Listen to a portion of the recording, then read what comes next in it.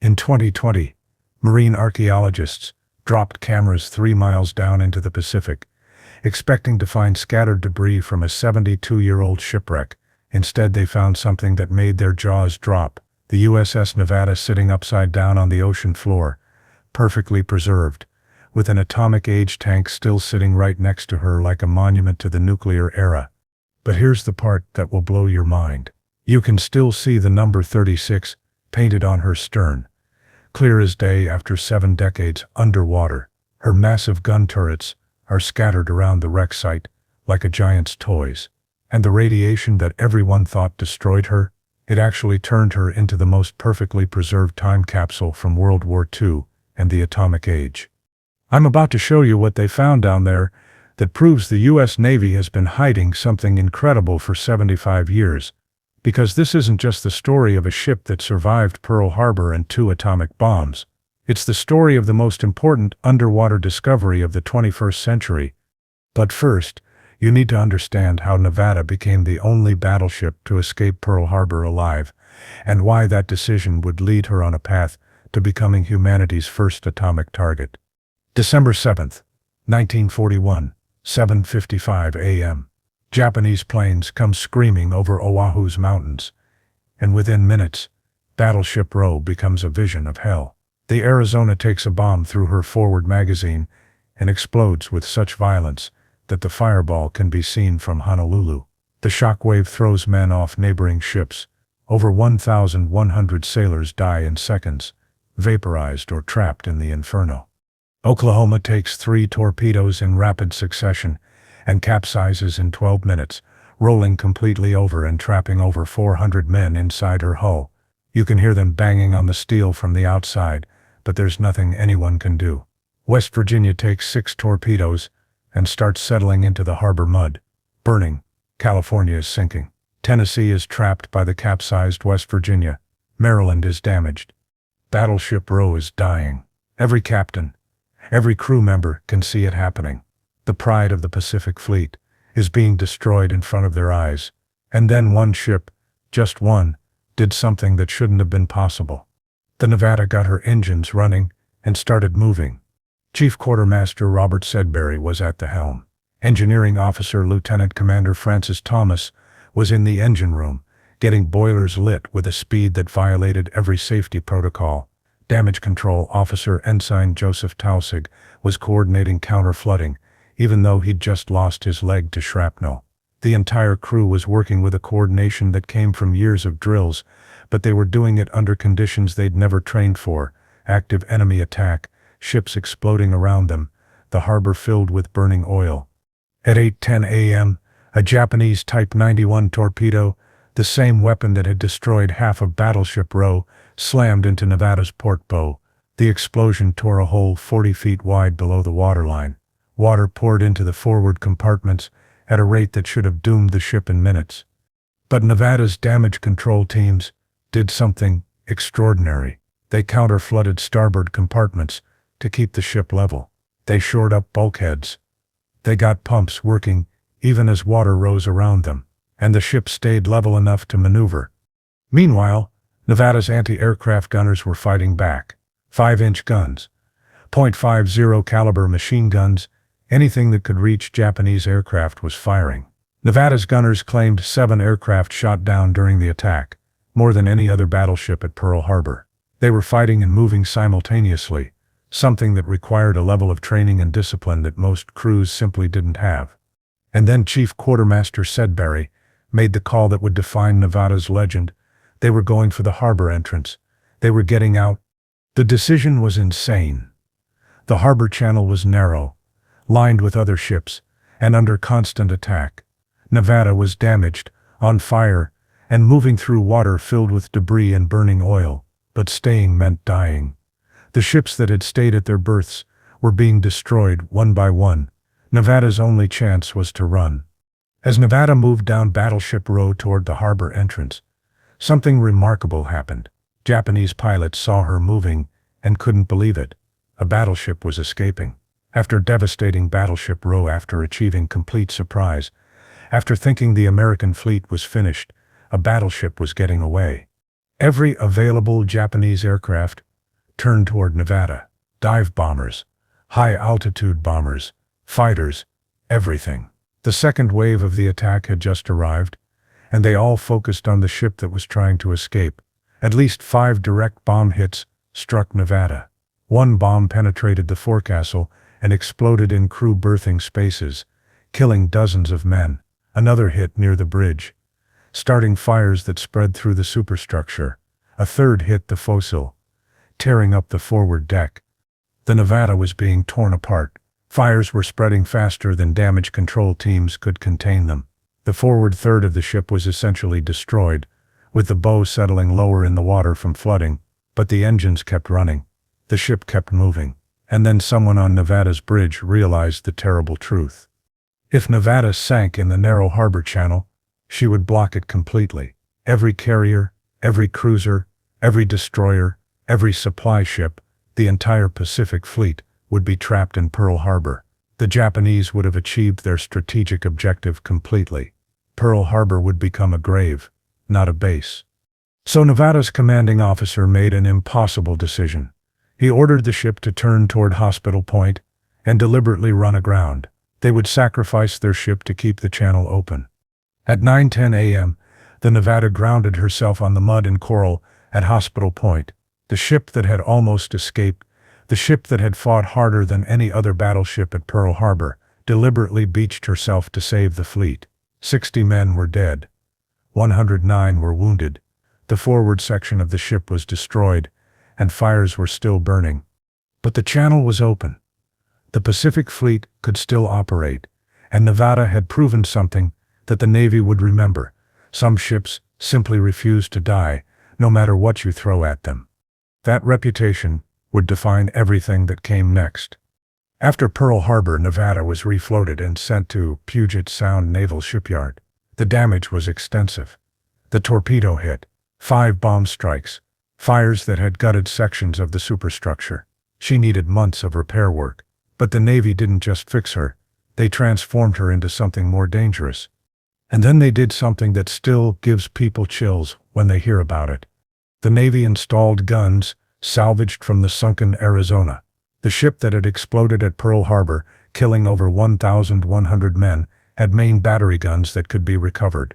Those guns, 5-inch 51 caliber anti-aircraft weapons, were pulled from Arizona's wreck, refurbished, and mounted on Nevada's superstructure. Nevada would literally carry her dead sister ship's weapons back into the war.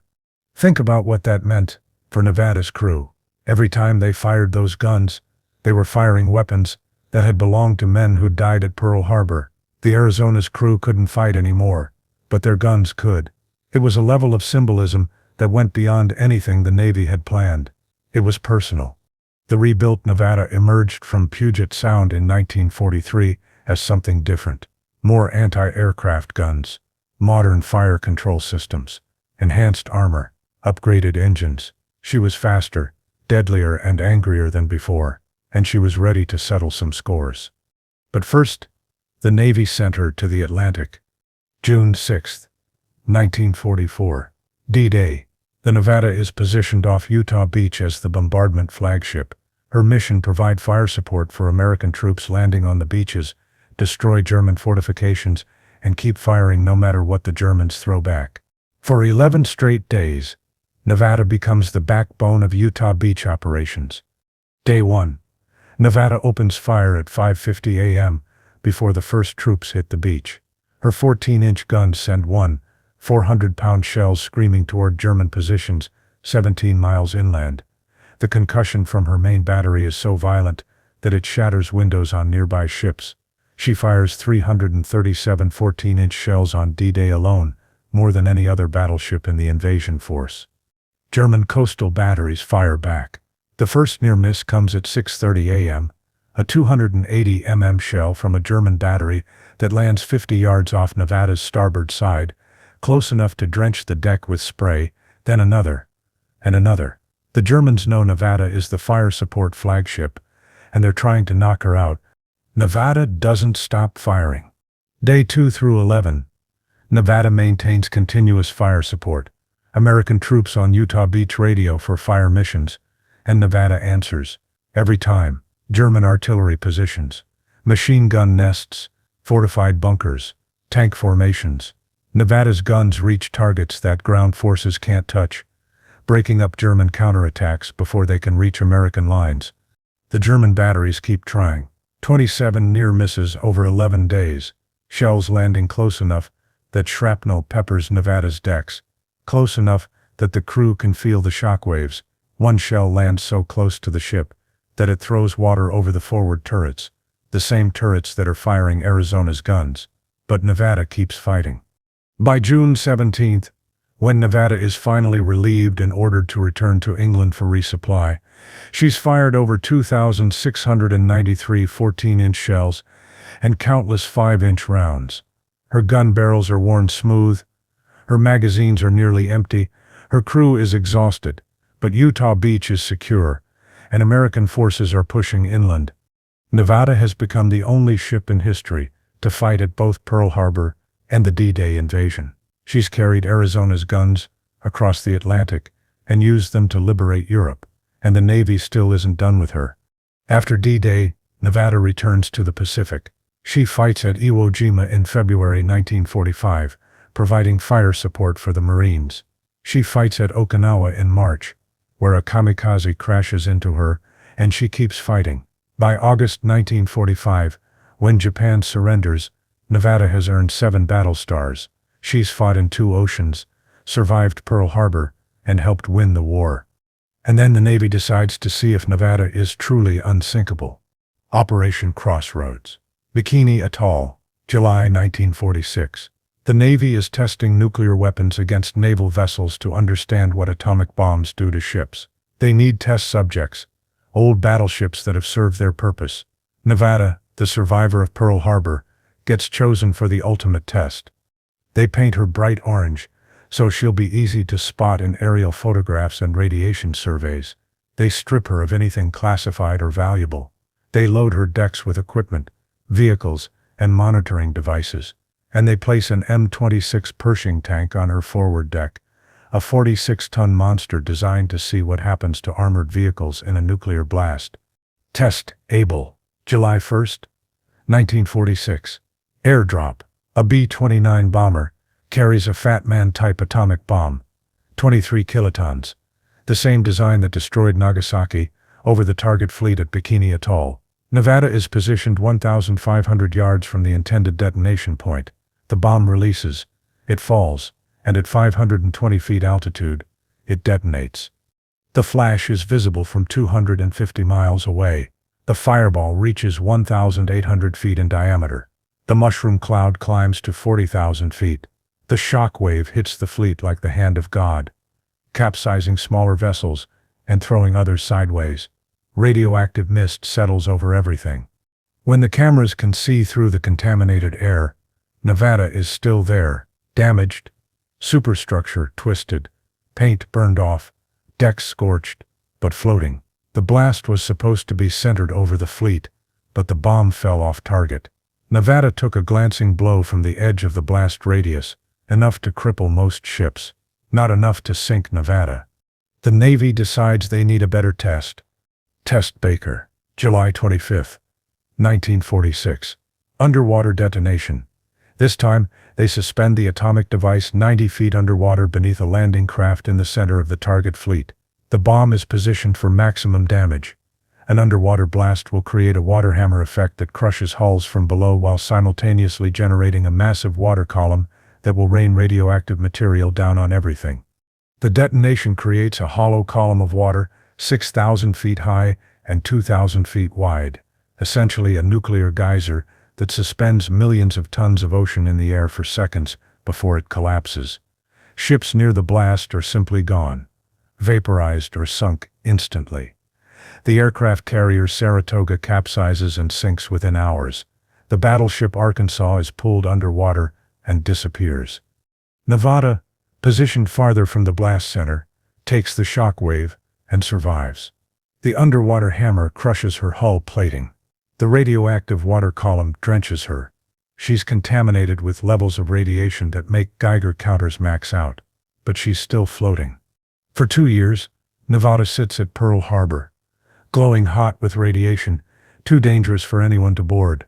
The Navy tries to decontaminate her, but the radiation levels won't drop enough. She's become a floating nuclear hazard. A ship so tough that even atomic weapons can't sink her, but so contaminated that she can't be used. Finally, the Navy admits defeat. If Nevada won't sink from atomic bombs, they'll have to sink her the old-fashioned way. And that's where the story should have ended. Except what they found in 2020 changes everything. May 11th, 2020. Ocean Infinity and Search Inc. were using cutting-edge autonomous underwater vehicles to explore the Pacific floor.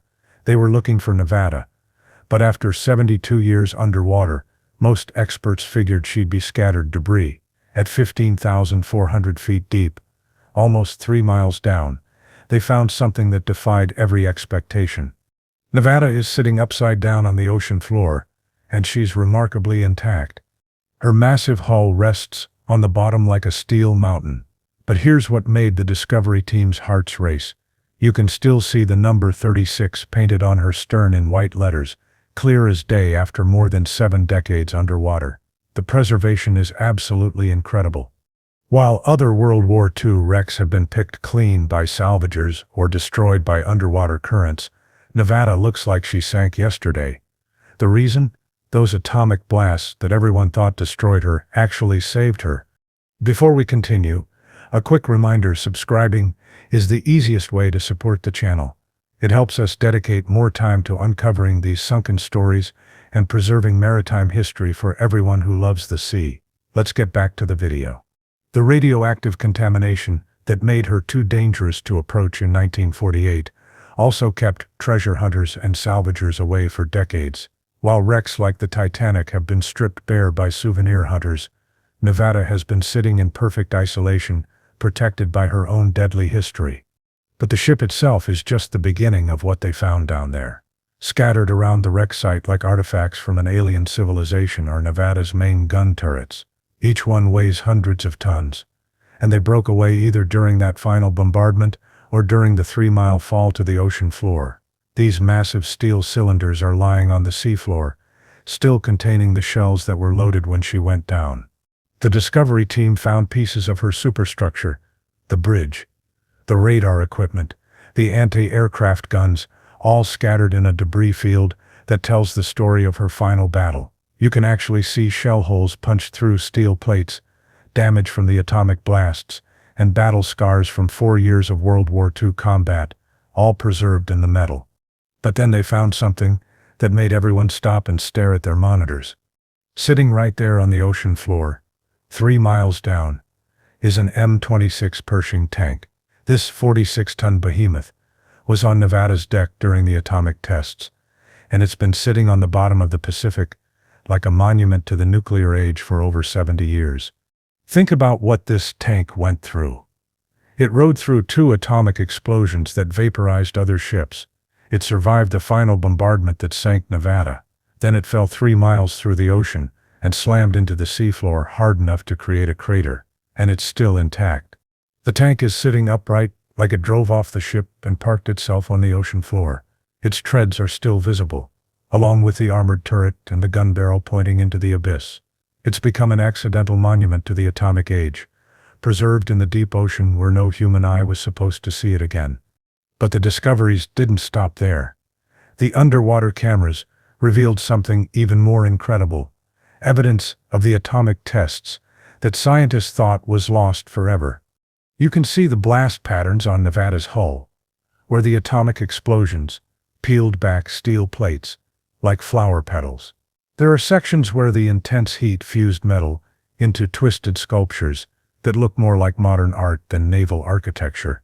The radiation didn't just contaminate the ship, it left physical scars that are still visible today. The debris field contains equipment and artifacts that were blown off the ship during the tests. Pieces of radar equipment, chunks of armor plating, even personal items from the crew quarters that were exposed during the blasts. Each piece tells part of the story of what happens when atomic weapons meet naval engineering. And here's what makes this discovery so scientifically important. Nevada is the only ship in history that was deliberately exposed to atomic weapons and then preserved for study. Every other ship from the atomic tests was either destroyed completely or scrapped soon after. Nevada is a unique laboratory for understanding the long-term effects of nuclear weapons on both materials and the environment. The research team found that the radioactive contamination that made her untouchable in 1948 has actually protected her from natural decay. The atomic radiation created conditions on the seafloor that prevented normal decomposition, essentially freezing Nevada in time at the moment she sank. But there's something else they found that the Navy probably doesn't want you to know about. The location where Nevada was discovered, 65 nautical miles southwest of Pearl Harbor, exactly where the Navy records said she was sunk. After 72 years, she was still right where they left her. That might not sound important, but it reveals something incredible about this ship's character. Ocean currents move everything on the seafloor over time. Underwater landslides, earthquakes, even the gradual shifting of sediment should have moved pieces of the wreck, or at least scattered the debris field. But Nevada hasn't moved an inch. She's sitting exactly where she went down in 1948, like she's still standing guard over her final resting place. The Discovery team used high-definition cameras and 3D mapping technology to create a complete digital model of the wreck site. What they found is a ship that tells her own story through the evidence scattered around her. Every shell hole, every blast mark, every piece of debris is a chapter in the most incredible survival story in naval history.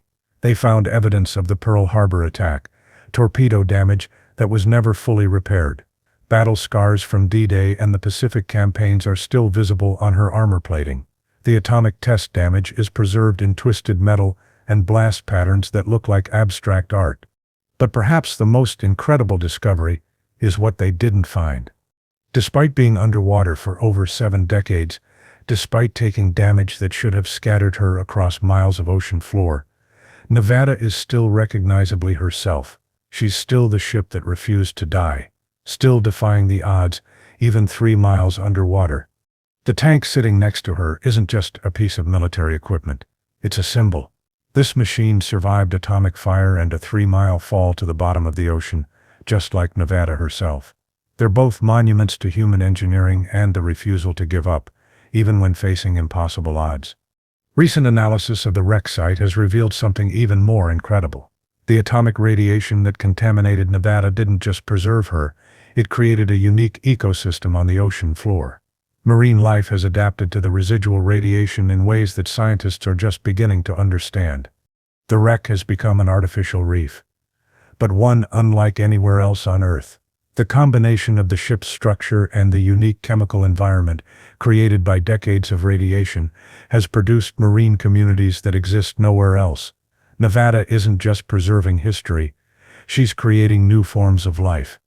This discovery proves that some things are built with something that can't be measured, a will to survive that goes beyond engineering. From Pearl Harbor to atomic bombs to the ocean floor, Nevada kept fighting. Even now, 15,400 feet underwater, she's still teaching us about resilience, courage, and what happens when people refuse to quit. The real treasure they found down there isn't the ship itself, or even the historical artifacts. It's proof that some things are truly unsinkable, even when the whole world is trying to sink them. Nevada's story didn't end when she slipped beneath the waves in 1948. It continued on the ocean floor, where she became the most important underwater archaeological site of the modern era. Every piece of debris, every preserved artifact, every battle scar tells the story of a ship and crew that simply would not give up. The discovery in 2020 reminded us that there are things in this world that will survive anything we throw at them. Sometimes we need those reminders, especially when we're facing our own impossible battles. Which leaves us with the question that's been haunting naval historians for decades, and the reason why discoveries like this matter far beyond their historical significance. The ocean keeps our secrets until we're ready to face them. It preserves our stories until we're mature enough to understand them. And sometimes, when the timing is just right, it gives us the chance to heal wounds we didn't even know we were still carrying. For the families of the men who served on Nevada, for the survivors who've spent decades wondering what happened to their ship, the discovery wasn't just the end of a 72-year search for answers. It was confirmation that the ship they loved, The ship that saved Pearl Harbor and survived the atomic age is still out there, still standing guard, still refusing to die. The deep remembers everything. The question is, are we ready to remember with it?